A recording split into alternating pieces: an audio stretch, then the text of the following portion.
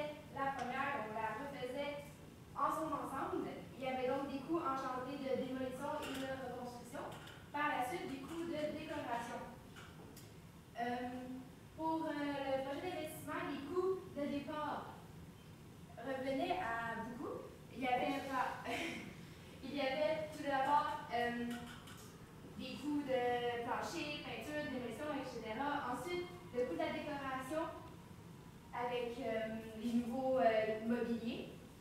Il y avait aussi un grand coût par rapport aux honoraires professionnels qu'on devait payer, soit les 3 constructeurs et ainsi que l'aide designer. Au total, les coûts d'investissement étaient de 50 500 $. C'est beaucoup, mais à la première année, déjà, on pouvait, avec ce projet-là, on avait 200 étudiants de plus par soir qui venaient aux soirées et on pouvait ainsi doubler le profit par année. De plus, on avait des revenus de location qui étaient nouveaux avec ce projet, puisqu'on pouvait louer la salle. Environ, ils ont fait une estimation qu'on allait la louer 25 fois par année. Et on est arrivé à un montant de 2500 de revenus. Cependant, la problématique, c'est que nos options de financement étaient désavantageuses puisqu'ils nous permettaient seulement au total d'avoir 10 500, non 15 000, excusez-moi, 15 000 de financement et le projet en coûte beaucoup plus, effectivement. Donc, il aurait fallu aller trouver d'autres choses et tout, donc personnellement, c'était pas la meilleure option. Si on regarde au niveau du troisième projet que vous avez proposé, c'était le changement des appareils qui se trouvaient au Prolobar. Le premier changement qu'on devait faire, c'était la console de son. Donc, qui serait un coût de 7 500 pour l'acquisition, en fait. Puis on gardait l'ancienne console en accord. Donc, si elle n'était pas ça que la première, on va trouver la deuxième qui peut nous aider à ce moment-là. Par la suite, le changement des lumières, le changement de décoration. Ce serait un coût de 1300 pour les lumières, sur 120 $ au niveau de l'installation. Au tout départ, c'est nous qui va le payer. On s'en rend compte qu'à la deuxième année, la chaise va nous rembourser les 1300 $ de lumière. Donc, ce serait un investissement qui serait retourné par la suite. Et puis, il faudrait aménager un nouveau bar. Donc, 5 000 $ pour acheter un nouveau bar et puis 94 $ pour l'installation par la suite. Si on regarde au départ, ça nous donnerait un total de 14 000 $ pour l'investissement. Mais on se donnerait un don de 6 000 $ également. Donc, ce qui fait que c'est seulement 8 000 $ qu'on resterait à investir. Donc, au fil des années, nos ventes ont augmenté. Donc, on avait au départ, on avait 28 000 $ de ventes. On se rend avec 30 000 € de ventes à chaque année. Et puis, on a décidé d'augmenter les cotisations des étudiants, donc 1,50 $. Tout ce qu'on a compris, c'est 1,50 $ par session pour 2 sessions dans l'année. Donc, 3 $ au bout d'une année, fois 5 éditions. Donc, ça fait 15 000 $ qu'on reçoit chaque année pour l'investir par la suite dans le Prolobar. Ce qui fait qu'à chaque année, on a quand même beaucoup de revenus qui pourraient y aller. La seule problématique qu'on avait au début, c'était l'investissement. On avait 8 000 $ qu'il fallait investir. Où est-ce qu'on prenait cet argent-là? On avait 2 000 $ en caisse. On avait la possibilité d'emprunter 2 000 $ également. Ce qu'on s'est dit, on ne veut pas investir nos 2 000 $ dans la caisse au total, parce qu'on veut conserver quand même un fonds de roulement. Par la suite, il nous restait l'option d'investissement. 2 000 $, effectivement, ce n'était pas assez pour investir le limite. Donc, nous, ce qu'on s'est dit, c'est qu'il reste encore le montant des cotisations étudiantes. On n'avait pas l'information, on n'avait pas le montant qui nous était donné. Donc, combien les étudiants payaient au départ, combien qui nous revenait. Donc, nous, on prendrait ce montant-là pour nous financer au départ. Si jamais le montant n'est pas assez, là, on va par la suite penser à une option de financement. Je vais mettre différemment pour savoir le prêt et le taux d'intérêt que ça va. Mais donc, c'était le projet. Puis, au total, ça nous faisait quand même un bon revenu de 242 000 estimativement. Alors, on a passé un tableau comparatif des projets. On a les coûts d'investissement, les profits et pour 8 ans. Donc, on peut remarquer que le projet de rénovation, oui, engendre beaucoup de profits, mais aussi beaucoup d'investissement. Tandis que sinon, le projet de la nouvelle console, beaucoup de profits, l'investissement est moindre. Et sinon, même chose pour les boissons, mais que le profit est un petit peu moins par contre. L'investissement qu'on a regardé pour les boissons et la nouvelle console, on pensait prendre les cotisations étudiantes ou par la suite, on allait voir, il y avait des dons aussi ou des gens qui finançaient. Et donc, c'était assez réalisable. Tandis que le projet de rénovation, c'était un peu impossible. Il aurait fallu emprunter beaucoup d'argent sur plusieurs années. Ça engendre un gros taux d'intérêt. On aurait perdu de l'argent et je ne pense pas que les banques auraient prêté autant d'argent. Parce que dans les possibilités qu'on avait, c'était 10 000, 5 000. Là, on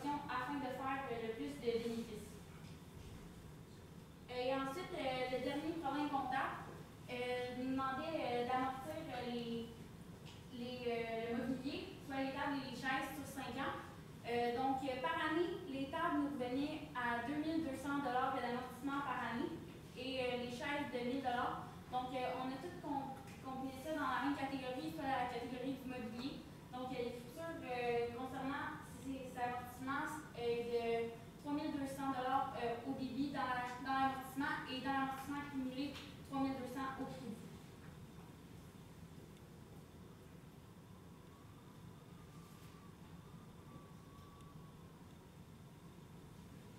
Si on regarde en conclusion, en tant que tel, vous avez proposé trois projets d'investissement, trois projets en fait, pour améliorer l'expérience des étudiants pour le pôle Nord. Nous, ce qu'on a retenu, c'était le troisième projet. Donc, soit celui d'aménager les équipements. Pour les trois raisons qui suivent. En fait, premièrement, au niveau du profit. Vous avez demandé le projet qui est le plus profitable. On a choisi le deuxième. Il n'y a pas une très très grande différence entre les deux au niveau du profit. On a choisi le dernier à cause de cette raison-là. Ça a engendré un très très grand nombre de profits. Puis également, deuxième raison, le financement. On a fait un financement qui est quand même facile, donc pas très très énorme, puis quand même assez familial. On peut avoir une mutualisation étudiante pour pouvoir nous rembourser. Si jamais ça, c'est une préparation, on peut toujours emprunter, ce qui nous restait quand même vraiment de l'année. On n'a pas un énorme montant emprunté au banque là-dessus. Troisième raison, ça a été l'engouement des étudiants. Le troisième projet répondait plus aux besoins des étudiants. Donc, le bar offrait beaucoup plus de services. Puis la nouvelle console de son offrait de la musique. Donc, les étudiants demandaient si je me souviens bien, c'est une musique plus au plus jeunes, si je me souviens bien. Donc, la nouvelle console de son permettait aux étudiants de pouvoir mettre eux-mêmes leur propre musique sur la console. Donc, ça donnait vraiment une musique plus au bout du jour, vraiment aux plus étudiants. Et puis, je me souviens bien, c'était les deux demandes qui étaient quand même satisfaites. C'était les demandes qui en demandaient le plus aux étudiants. Ça conclut notre présentation. Nous vous invitons donc à poser des questions. Je commencerai par la première question concernant les problèmes comptables. Je crois qu'on a sauté du 1 au 3e. Pouvez-vous me parler un petit peu de la subvention? Oui, mais avec nos connaissances, on n'est pas en mesure de résoudre ce problème. On n'est pas Mais ce qu'on a compris du problème, c'est qu'il y avait une subvention de beaucoup d'argent qui était payée en trois. Exact. Qui était payée en trois versements. Mais on n'avait pas trop compris. Essayez de vous aiguiller un petit peu. Disons qu'on passe directement à 2017. Donc, je reçois de l'argent du gouvernement. Donc, je reçois un montant de 500 000 $. Donc, ça va être dans mon cas au débit. Au crédit, qu'est-ce que ça pourrait être? C'est dépassé par le même. Dépassé, excusez-moi. Ça pourrait être quoi? C'est des actifs à devenir. C'est l'argent qu'on va recevoir. pour la balance, en fait. Exact, c'est ça. OK. Moi, j'avais une question par rapport, donc vous avez choisi le projet 3, et j'ai un petit peu de difficulté à comprendre comment vous pouvez avoir des revenus aussi élevés par rapport au projet 3, étant donné que ça augmente seulement de 3 % le nombre d'étudiants qui vont aller plus au prolo. Donc, on parle de 6 étudiants de plus par soir, versus le projet 2 qu'on doublait, donc on passait de 200 à 400 étudiants qui allaient au prolo. Donc, je ne comprends pas comment vos revenus peuvent être aussi élevés considérant la différence des deux. En fait, ce que je on a comparé aussi au niveau des ventes. C'est une inflation des ventes de 7,3 %. Donc, les ventes passaient de 700 $ à 751 et 10. Je veux de mémoire. Donc, ce chiffre-là, on est parti. Donc, de 750 $, 751 $ et 10, qui se faisait à chaque jeudi soir, donc pendant 40 semaines. On a donné 30 000 et 44. Je me souviens bien. C'était ça le profit qui était engendré.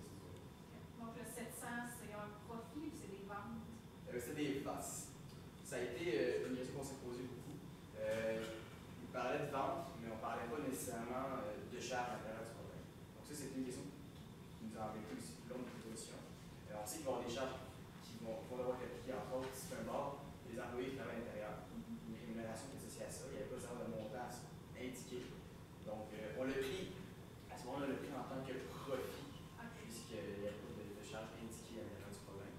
En fait, on est venu à cette conclusion-là parce que dans le problème numéro 2, on disait que, en moyenne, les étudiants allaient consommer 24 et 76 $ avec les boissons. Juste ce montant-là, fois les 200 étudiants, ça dépassait le 700 $. Donc, on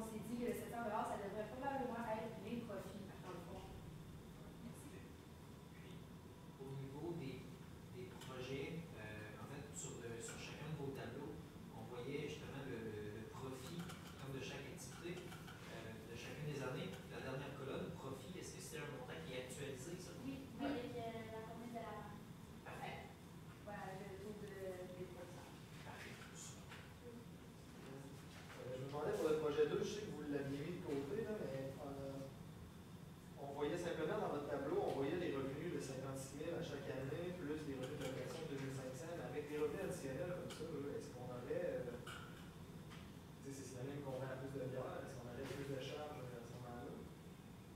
Oui, c'est sûr. Il y aurait plus de charges. Ça a été calculé. Que dans le fond, on doublait les profits, mais on doublait ainsi les charges. Donc, Est-ce que c'est inclus dans ce montant de les profits, oui, ça a été inclus dans qu'on a pris les profits qu'on faisait déjà au départ de 28